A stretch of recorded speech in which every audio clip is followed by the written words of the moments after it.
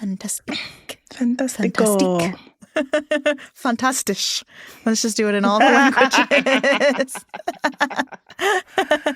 I'm tapped out. Fun. Okay, yeah, let's let it rock.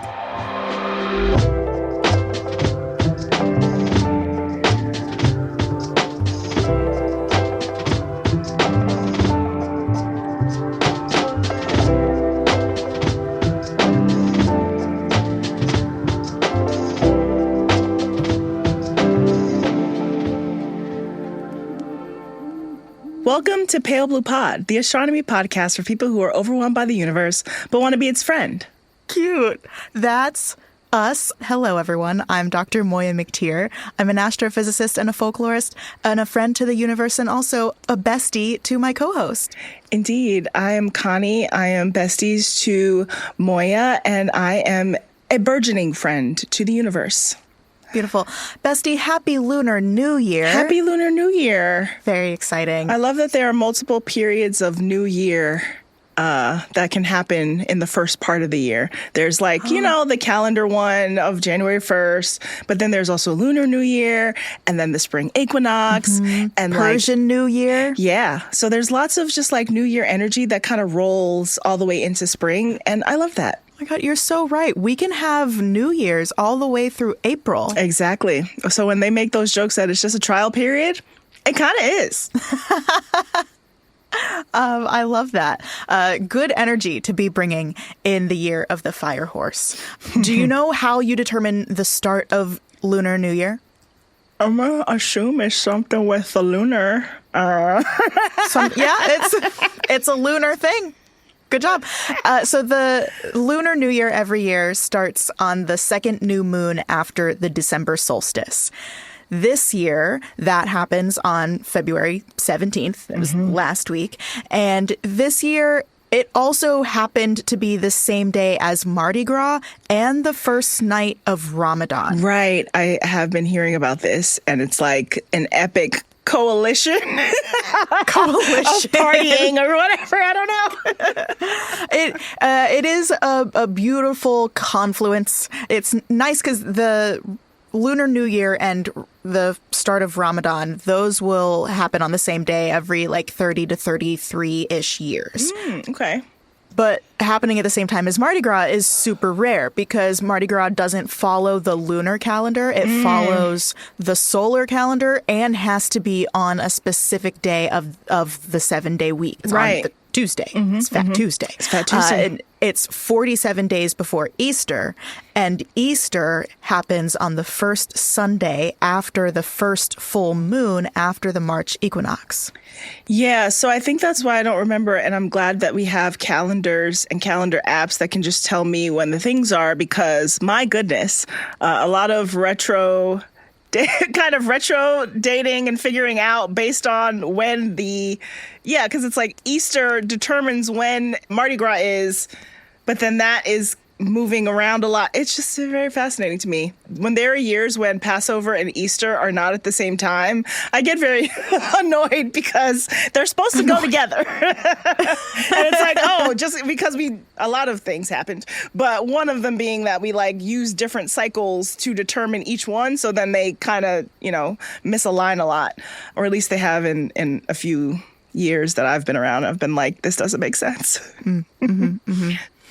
Well, to celebrate Lunar New Year, Indeed. I figured we could talk about the moon and the fact that we actually went there, despite what some conspiracy theorists believe. This is also in response to Barbara Smith on Instagram, who asked us to talk about the lunar landing conspiracy theories. So I know it's been a while. Thank you for your patience, Barbara. We are finally getting around to it.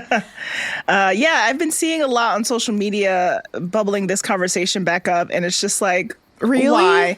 Yeah, I think one of the Paul brothers, Logan Paul mentioned it, or maybe he was on with Neil deGrasse Tyson and was asking about it.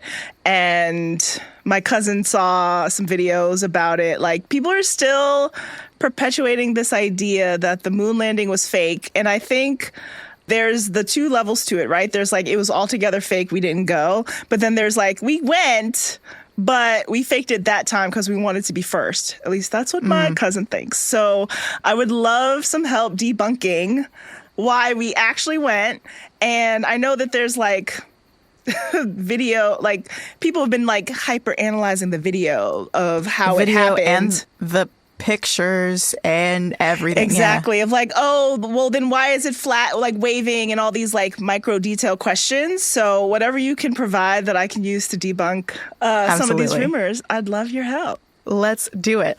So I figured first I would talk about the actual events of July 16th, 1969 through July 20th. These are the days that the astronauts were in space. And then we can talk about the conspiracy theories. Cool. Okay. On July 16th at 9:32 a.m. Eastern Time, Apollo 11, which was the first mission to land people on the moon, not the first to like go to the moon. That's why it's Apollo 11. They spent a long time, many missions in the program, getting just like one step closer to the moon. So first they just got off the surface and around the near Earth space. Then they went to the moon and came back. Then they did that a couple times. Then they did that with people. At every stage they did it without people and then with people. Right. And so it took until 11 to actually land humans on the moon. They launched from what at the time was called Cape Kennedy, but now is called Cape Canaveral, has been called that since 1973. And do you know the three astronauts who were there? Neil Armstrong. Yeah. That's the one I remembered off top, but then I looked at the agenda, so I saw Buzz Aldrin. Word. And I don't know the third, though.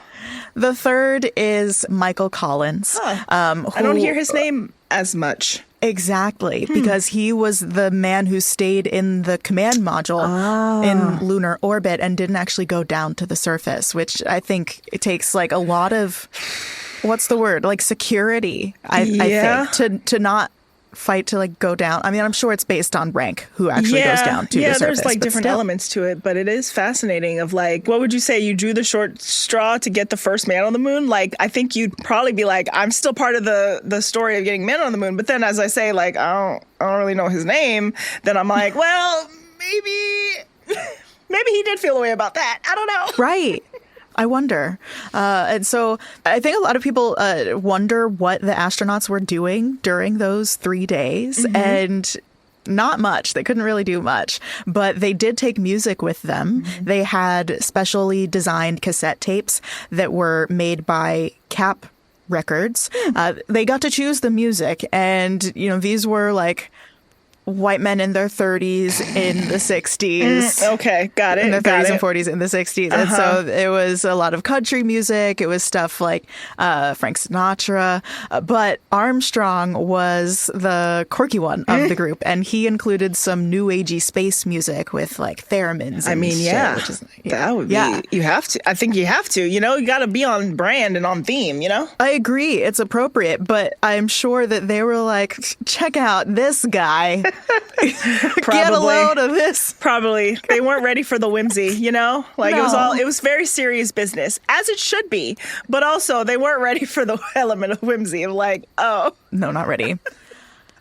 For people who are interested in the rocketry, in case you're ever having a conversation with someone who believes one of these conspiracies and they're like, how could they possibly have gotten to the moon? Well, they had really powerful rockets. They had 3 different stages of rockets. Each one had multiple engines. So in the first stage, it used a Saturn V rocket. It's called 5, not because it's like the 5th iteration or generation or something, but because there are 5 engines in that stage alone. They are specifically F1 engines.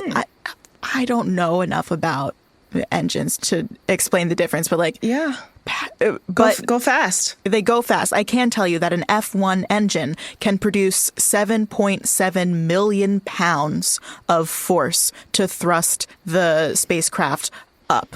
And it does that for just 2.5 minutes. And that covers the initial 38 miles up from the ground. It uses, for fuel, it uses 1 million gallons of kerosene, liquid oxygen, and liquid hydrogen. But not at once, so it's just like to run... Like continuously burning. Yeah. Wow. That's like all of the fuel that they put in the rocket. So how do you put that much in there? Is that a weird question? there is a giant fuel tank. And it holds 1 million... These things are thousands of pounds, and much of that is fuel. Wow. Yes. The first stage of the rocket, after it reaches those 38 miles, it detaches, falls back. Okay. And then the second stage boosts up to 115 miles. That's 5 different J2 engines. I can only imagine, because the letter is further along in the alphabet and 2 is bigger than 1, that they're even more powerful. Yeah.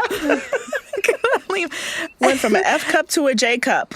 And that is a way to really think about that. That's how we can think about that. Yeah, precisely. wow. Thank you. Okay. And so all of these powerful explosions, all of the power produced in that propulsion is the same power that's in a little nuclear bomb. And so if it malfunctioned and didn't go off in space, but instead all of that fuel erupted here on Earth, very bad. Yeah. And are we making that same gamble every time since? I mean, right? Yes, we use a lot of fuel to get to space. Wow. I don't know for sure. I'm not a space launch expert, but it's not like we are sending things that are less massive to space. Right. So we still need the same amount of propulsion. We might just use less incendiary fuel. Mm-hmm. Like some of that may have improved since 69, but like, wow, that's wild. Like just thinking about that part, I didn't know it was gonna really like shock me so much, but an element that I don't hear as much about, and that, now makes some new sense. Okay, so after the second stage detaches, then it's just the third stage that has 1 J2 engine, and that gives it the final boost to reach escape velocity from Earth's gravitational influence, which is 17,500 miles per hour. That third rocket stays attached to the command module. The command module is where the 3 astronauts are. It's called Columbia. They gave it a name. And at first, the command module and the third rocket and the lunar lander module, they all together have to loop around the Earth, and then they fly to the moon and loop around her before they send anything to land on the surface. While they are traveling more than 17,000 miles an hour. While they're doing this, the command module has to detach from the lunar module, turn itself around, and reattach in the other direction so that the lunar module is now first. Oh, it can't turn. It can't. The whole thing can't. When they launch, the order was like command module, and then something called a service module that like holds some stuff, and then the lunar lander, and then the rocket. But the lunar lander needs to be first so it can land. So the command module separated and then flipped so that it was behind the lunar lander. Wow. While traveling through space. But I was confirming, like, while moving, not stationary. Correct. Okay, so we're now at around 1 p.m. on July 19th. The astronauts have been traveling for 3 days, and the ship enters lunar orbit. They loop around the moon a couple of times to slow down and reach the right speed, and then the command module and service module, they stay up in space about 62 miles above the surface of the moon, and then the lunar module detaches, because it's in the front now, detaches and travels down to the lunar surface.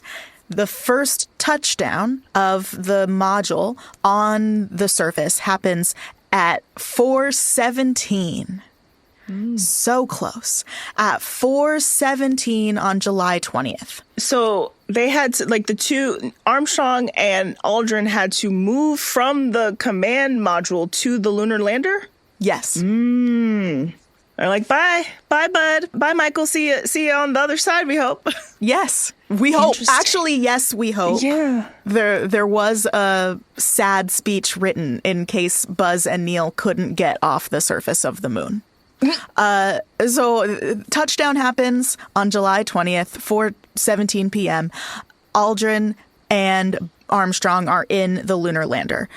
500 million people around the globe watch them step outside of the lunar lander. NASA contracted, they had a contract with Westinghouse to develop a small black and white camera for $2.29 million. The camera was housed in a special compartment on the lunar module, like on the outside of it or near the outside of it, designed to drop by the ladder when Armstrong pressed a specific lever. That way they could film the first steps. Because sometimes people ask, well, how did they... Did they like, I guess how influencers do now? Like, did they go out and put the camera down and then go back in to take the video? No, there was a camera that like dropped down and took the actual video of the real first steps. Right. It was broadcast around the world. TV stations in California and Australia coordinated to receive the signal, although command center was in Texas. But they were just like in the wrong position. The Earth had rotated enough that they couldn't receive the signal from the moon where they were. I know they were pissed. I know, right? They were pissed. Mm-hmm. That they had to work with Australia. They must have been. But they worked to then distribute it to the world. And so everyone who had a TV got to see it live.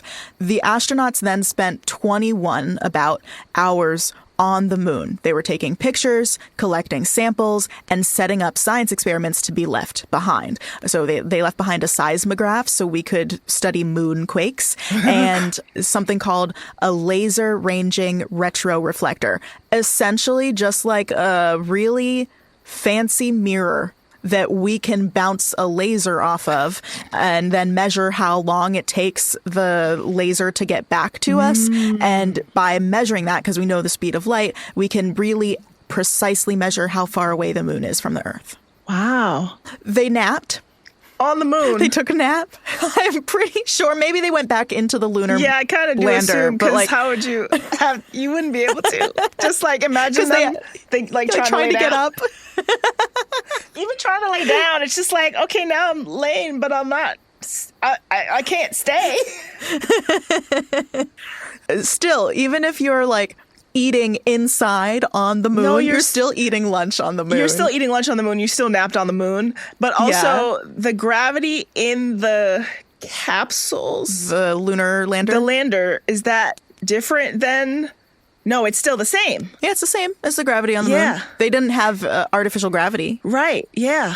So it was about 1/6 the strength of gravity here on Earth. Okay. Yeah. And that's different than the gravity in space? Like while they're traveling? Yes. Interesting. While they're traveling in space, they're experiencing microgravity, so very little. But they then returned back up to the command module, and that was a great reason to celebrate because Nixon had a sad speech prepared. Was he president at the time? I don't know. But like for some reason, Nixon had a sad speech prepared. In 69? Yeah. Was it not JF? No, he died, babes. He died in 63. Yeah. In 63? Yeah.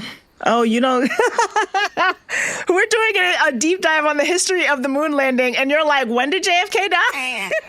I mean, that he didn't die in space. You're right. I know. You're so right. Yeah, he was 63, then Johnson, and then I think Nixon won from him, and then, a scandal. So this is part of the thing, I think. Nixon got to be the guy for this. Oh, and that's why people didn't trust it. I have the reasons why people don't trust it, and that makes so much sense. Okay, the history timeline is meshing. Well, I love when it does that. Thank you.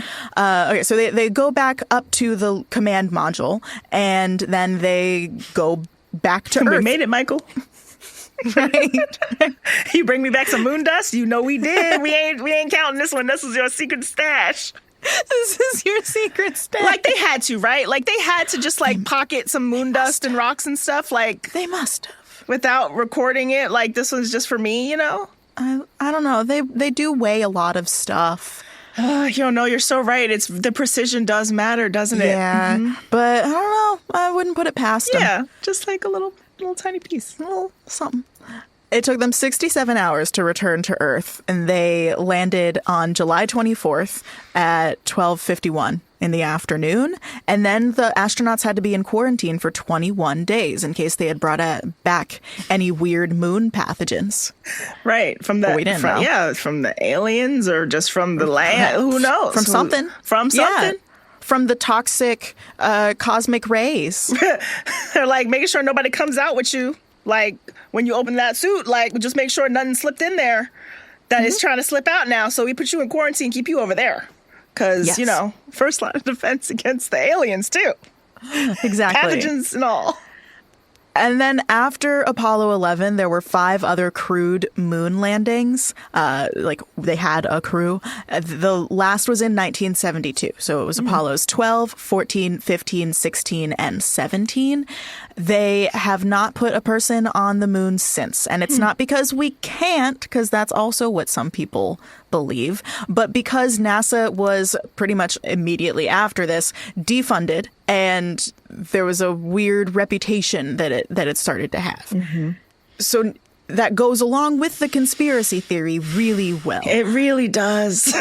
Yes. And the conspiracy theory holds more strongly in some parts of the world than others.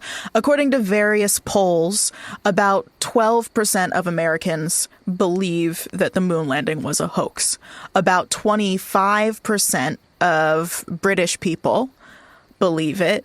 And I saw between 20 and 50, up to 50% of Russians believing it was a hoax, which is seems like a very biased answer. Yeah, that one makes a lot of sense. But the British being jealous? No, I don't think so. Where did you get that from? It's like when you're a toxic partner and then, they leave you and do better. Level up, yeah.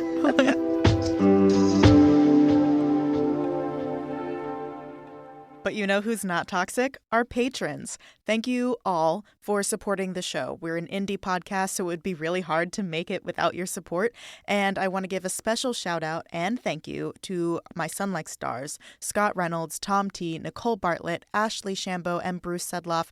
Thank you so much for holding down the Pale Blue Pod universe with your gravity.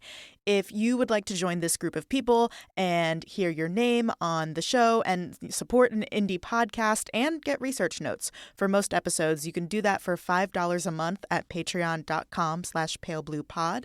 You can also make a one-time donation as a supernova at the PayPal link in the episode description. And of course, if you can't support the show financially, we understand. Things are really hard and definitely not normal right now. So if you still want to help the pod out, you can do that by reviewing us on whatever podcast platform you use or by sharing this episode with someone you think will enjoy it. No matter what, thank you for listening.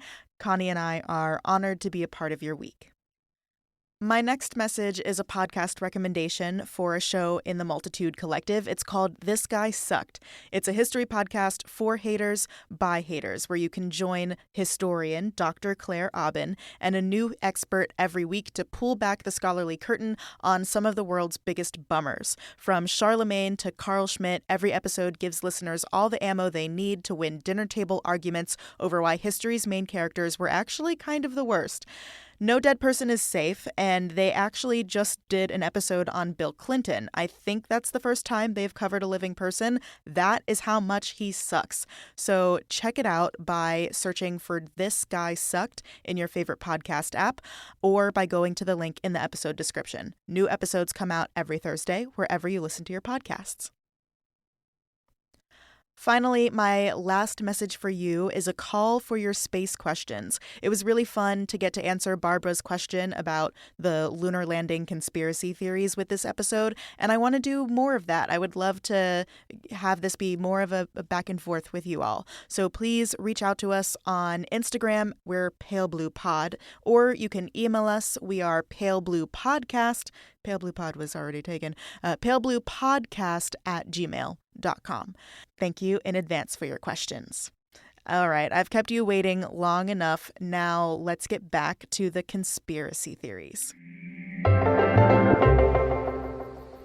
To understand where these conspiracy theories came from, it started, as many of them do, with a guy who believed he was way smarter than he actually was because he had been told and given opportunities his whole life that implied he was smarter than he actually was.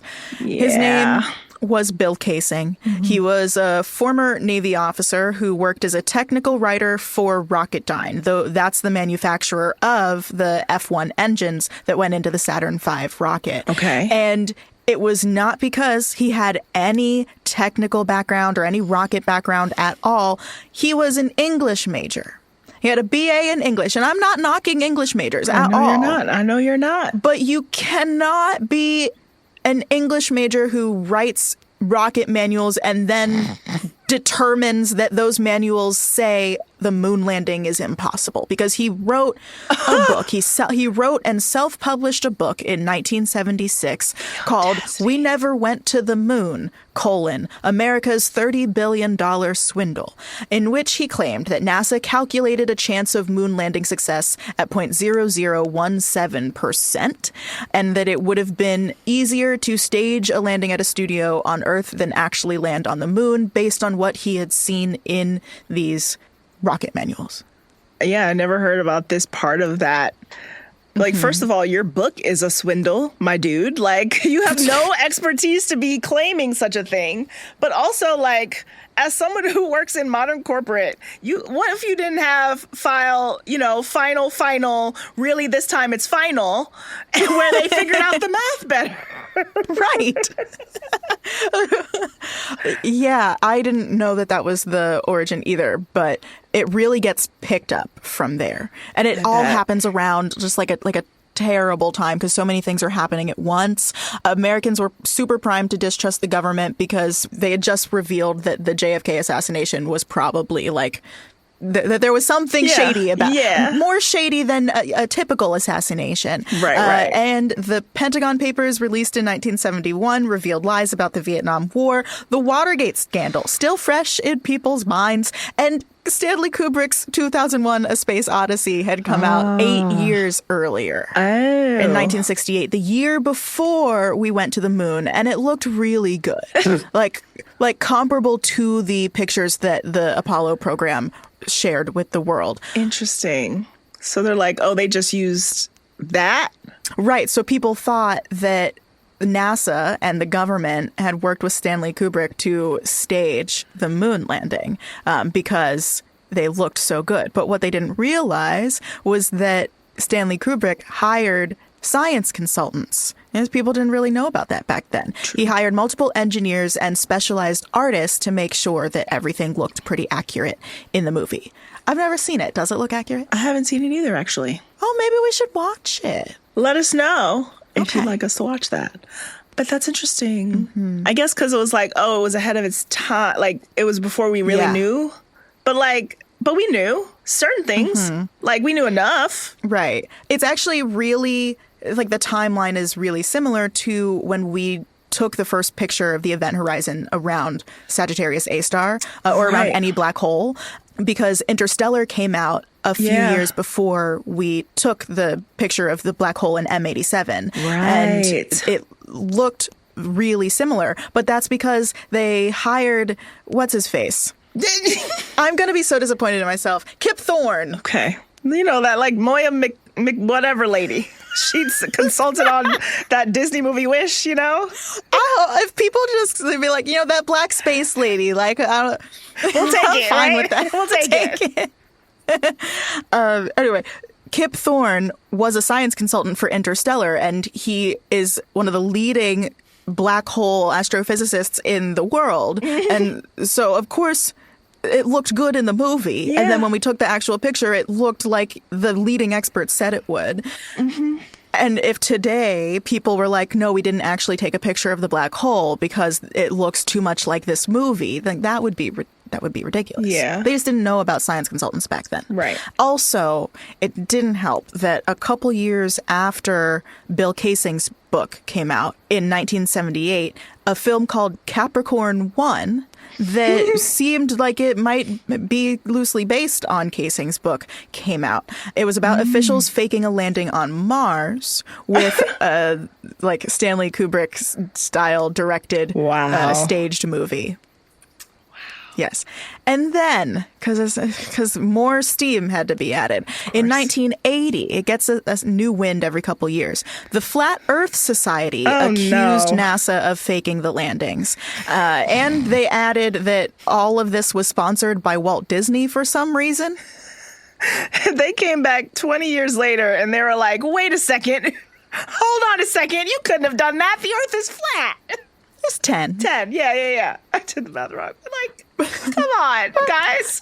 Come on. Yeah. And I mean, it makes sense because if the moon landing was real, then the pictures that they took of the Earth proving, again, that the Earth is spherical are invalid. Exactly. And that's what they want. They were so ready. That's how the conspiracy theory picked up its momentum. Here I have a bunch of their reasons for believing that it's a hoax.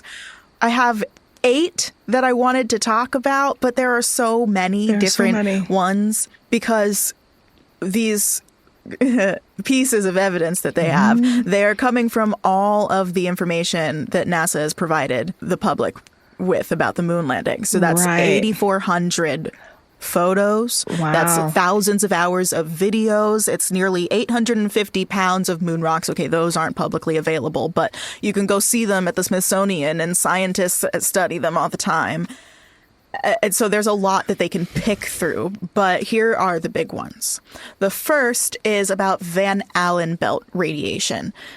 Okay. These are 2 areas around the Earth, kind of shaped like donuts. So first there's an inner one and then an outer one that have extreme levels of radiation.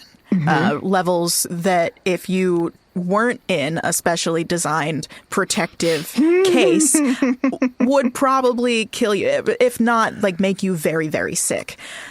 The Van Allen belts range from about 600 to 4,000 miles for the inner one, like the distance from Earth. And then the outer one is about 80,000 to 40,000 miles away from Earth. The moon is about 250,000 miles away. So, yeah. So very, very bad. It's thousands of times the amount of radiation that you experience here on Earth, even in like high radiation zones. And that is due to interactions between our magnetic field and the charged particles coming off of the sun in its solar wind. But the module was protected. It was built out of material that they chose because of its high ability to withstand heat and radiation. They were also moving very fast. So fast that they didn't have to spend that much time in the radiation belts. And the NASA pages that I read that are in the research notes for patrons, it mentioned like if you're ever doing or if you're ever watching a fire walk, like someone walk through fire or someone walking over coals, if you just like do it quickly, you actually spend very little time in contact with it. So it like doesn't have time to seep in. And also maybe that's why they kept them in quarantine for 11 days after, just to make sure everything was good. You know, like that was, maybe not the highest because they had done their due diligence because, that's a thing NASA could do. Good point. Yes. Buzz Aldrin, is he still with us? Michael, I know, is no longer with us. Gotcha. Is Neil still around? No, he passed in 2012. Oh, they're all gone. Dang. R.I.P.s. No, Buzz Aldrin is still alive. Buzz is still around? Okay, because he's still punching people. He is the oldest living astronaut, according to Wikipedia, after Jim Lovell's death. I feel like I see him in commercials sometimes, and I'm like, Buzz, what are you doing here? It's the same feeling when I see William Shatner in a commercial. I'm like, what are you doing here? Yeah, just trying to keep being paid, I guess. I'm not blaming them, but like, it's shocking. It's random. Then, to go back to the conspiracy theories, there are a lot of complaints about shadows in the pictures. Okay. People say that if you look at different pictures, the shadows of the tall objects, like the long shadows, they aren't parallel. But don't the shadows change on Earth depending on what time it is? Yes. Thank you, bestie. This is a matter of perspective. First of all, you're taking a 2D picture of a three-dimensional space, so it's going to be warped a little bit. Second of all, because it's at such a low angle, any difference that you would see in your shadows being cast will be exaggerated. Because if the sun is at a really high angle, the shadows aren't that long. You can't see much of the difference. As the shadows get longer and the sunlight angle gets shallower, then you're going to see the differences more. It's more exaggerated, like you said, because right? they are both. Both objects have different angles with respect to the sun. They're in different positions, and you can just see that more clearly when the shadows are longer. And people also say that the shadows look fuzzy, and part of that is the cameras, but a lot of that is that the actual surface of the moon, we don't even call it dirt or dust. It's a special kind of material called regolith, and it reflects a lot more light than dirt does here on Earth. And so the shadows look fuzzy because it's absorbing less light. What is it called? Regolith. Regolith. A new vocab word. Yeah. More about the photos. Apparently, there are some crosshair issues. So the crosshairs are because they were etched in the actual glass of the camera. So the crosshairs are real. That's not what people are complaining about. They complain that sometimes objects in the photos appear to be in front of the crosshairs, as if they were pasted onto the images that already had the crosshairs. This is just like an artifact of how the photos have been developed and then shared multiple times. Because if you look at a photo from your phone in 2008, it looks worse than it did in 2008. The quality of it degrades even in the last 10 years, much less as it passes over the decades. Right. Yes, it was worse quality, but also the images have been reproduced so many times that also degrades it. It's like when a meme gets screenshot a lot and it degrades the quality of it. Exactly. And so the objects appear to be in front of the crosshairs because they've been overexposed, and the objects have gotten brighter and blurrier until they overpower the very thin lines of the crosshairs. Yes. Another issue with we see this thin artifact is that there sometimes appears to be a mysterious letter C on some objects, like rocks in the photos, as if they are props that have been labeled. But that doesn't actually appear in the original photos. It only appears in later prints and reproductions. And so some people think that it might have been a hair or something on the film, like a curly hair on the film. I don't know who with curly hair is going to be in those rooms. Yeah. But it's something, a curly hair on the film when it was copied. But also, they're better at props than that in movies. Why would they? I mean, not always. Not always. But back then, I feel like they really cared about the craft. Yeah, attention to detail. No Starbucks cups in Westeros. That's what I'm thinking. Oh my God, but it's so funny that you mentioned the Starbucks cups, because there was an Australian woman named Una Ronald, not her real name, but that's what she went by in the news stories, that claims she saw a Coke bottle roll through the image of the live stream. But when she says the story, she says that she distinctly remembers that she was staying up late to watch the live stream. However, she was in Australia, and for them, the moon live stream happened in the middle of the day, so she was not staying up. Unless she was staying up super late from the day before, but that's not how you talk. That also just makes your story more suspicious because, ma'am, you were suffering from insomnia maybe or something else. So I don't. Did you? No one else who was watching claimed to have seen it. So, but it is funny you mentioned the Starbucks cups. Yeah. Back to the photos, people look at the space in the background and say that there aren't any stars, so it can't be right. They sometimes say that NASA was too afraid to put stars in the images because astronomers who weren't involved in the hoax/cover-up would be able to look at the image and determine that it was taken from Earth because of the angles of things.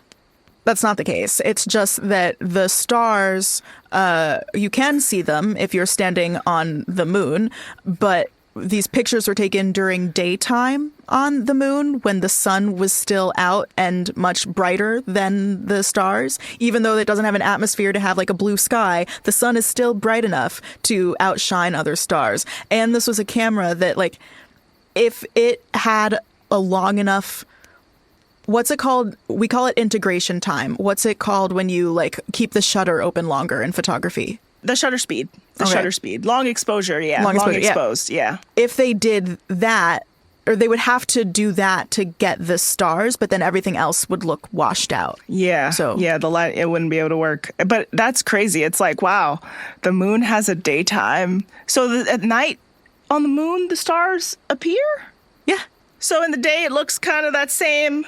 But no stars, and then... You can still see some stars. Sure. If you're standing there on the moon during the daytime. And it just wouldn't have been captured by the photo either. Mm-hmm. Yeah. Wow. Yeah, daytime and nighttime on the moon. Huh. Like, there's not as stark of a difference as in on Earth with, like, big, bright blue sky and then, like, dark night blue sky? Correct. Wow. But there is a very noticeable difference in how much light there is. Like, you can see by sunlight during the day. Yeah. And you cannot at night. Right. You don't even have moonlight. You don't even have night. the moonlight. On the dark side of the moon, there's no moonlight. Your mind is so blown. The moon is trippy. Yes, it is. The flag. The flag, yes. The flag is the one I've heard maybe the most. So tell me about that. Thank you for bringing up the flag. It looks like it's waving in the images that we have, but there's not enough atmosphere on the moon to have wind to hold it out straight. So how is that possible? Well, NASA thought ahead, and they didn't want the flags to look limp and lifeless up on the moon. So instead of just a single flagpole, it was actually L-shaped, and there's another piece of metal that is holding the flag out horizontal. And it looks like there are ripples in the flag because it was wrinkled from traveling in a case for several days to get to the moon. Yeah. They didn't have a steamer. Exactly. Yeah, that would have been too much mass. Like they're going to waste that space. You gotta get moon water, put in your steamer, really make it special. Yeah, that does make sense that they would just maybe prep ahead because they know that they are first, and like they fake it because they want to be first. Like they did it though. And thinking of how much it would take to do the hoax, they would have to spend that much money, hire the director, keep everyone hush-hush. Realistically, 400,000 people were involved in the Apollo program. All of them are lying and saying that it was a hoax. Like, that's just unrealistic. Occam's razor, or whatever logic you use, would say it's not plausible for the moon landing to have been faked. There's also so much evidence. Yeah, people, if Russia or whoever else got up there after us was like, see, I didn't see the thing, like there's like there was also subsequent opportunity, I think, to be like, nah, they lied because it looks different right here. I don't think they landed on the moon. The U.S. remains the only country to have landed humans on the lunar surface. Yes. That, I think, probably contributes to the conspiracy theory. It's like, there's no corroboration from other countries. Yes. But we have all of the photos, videos, moon rocks. We have the Lunar Reconnaissance Orbiter, which has been orbiting and studying the moon since 2009. This is like a fresh piece of technology that has 7 science instruments on it for remote observation. A telescope, a camera system that can see details up to 2.5 meters across very well. It can see what the astronauts left behind. It can see that there are undisturbed footprints. It can see that the flags are still there. They can see the science experiments we set up, and we can use those science experiments. The Laser Ranger retroreflector. I don't know. That just really was like, yeah, the Retro Ranger reflector, yeah. That was like the nerdiest, like most like stereotypical space geek thing I've heard you say in a long time. Yes. The reflector. You're right. You have to be pushing up your glasses while you say it. Apollo 11 wasn't the only mission to leave behind the Laser Ranger retroreflector. 14, 15, and then 2 Russian visits. They didn't put people there, but they did leave material there. They are still there, and we are still using them to measure the distance to the moon. That's how we know the moon is moving away from us every year by about 1.5 inches. Right. And so if the moon landing had been faked, then how could we have that information? Like all of science would have had to keep up with the lie for the last like 40 years. Like that would be a lot because there are too many people who would be like, no.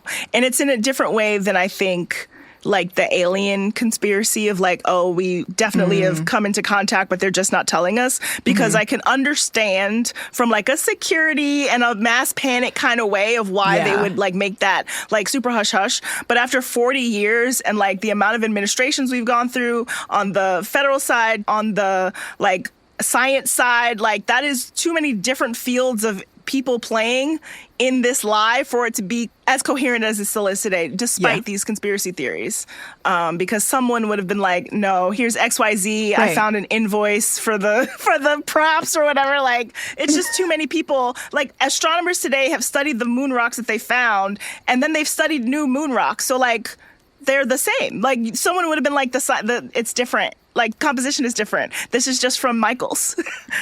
The 1969 equivalent of Michaels. Yeah. It's just from the Hollywood soundstage. Like, exactly. They would be able to tell. They would be able to tell. Excellent points. So what will you say to your cousin? Well, I'm going to tell him to listen to this episode, but knowing him, he probably won't. Call out to you if you do. Shout out to you finally.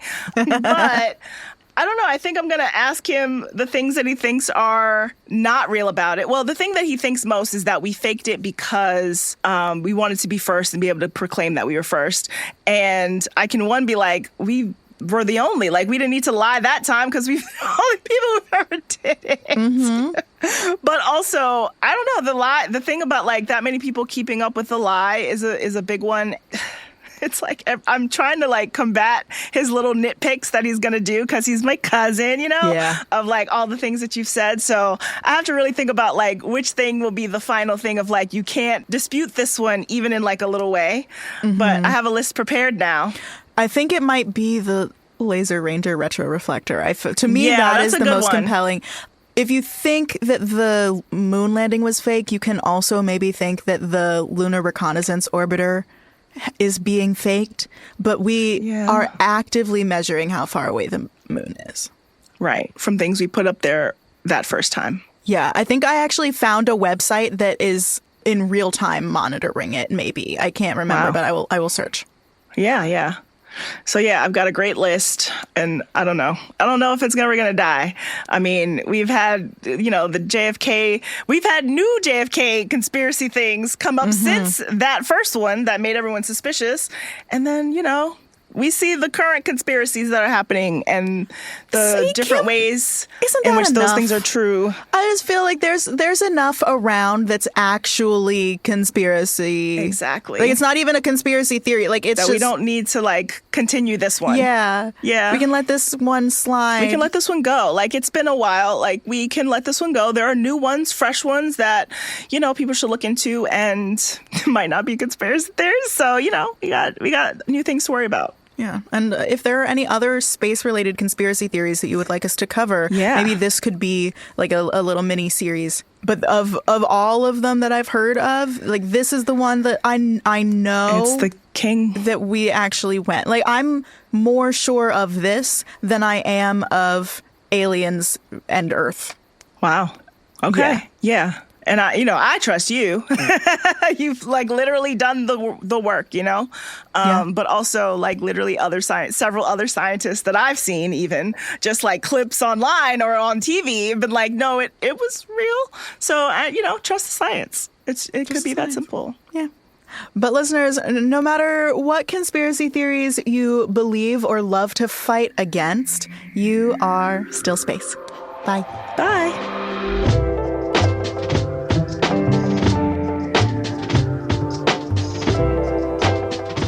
Pale Blue Pod is hosted by Dr. Moiya McTier and Connie Gibbs. Moiya created the show with the funny and talented Karine Caputo with help from the Multitude Productions team.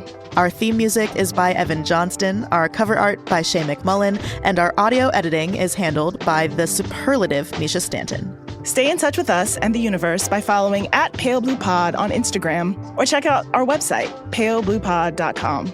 I, Moiya, am Go Astro Mo on all socials. And I'm @ConStar24 on Instagram. If you want to support our show, join our community at patreon.com/palebluepod or send this episode to your family and friends group chats. We're a member of Multitude, an independent podcast collective and production studio. If you like Pale Blue Pod, you will love the other shows that live on our website at multitude.productions. Thanks for listening to Pale Blue Pod. We'll be back next week.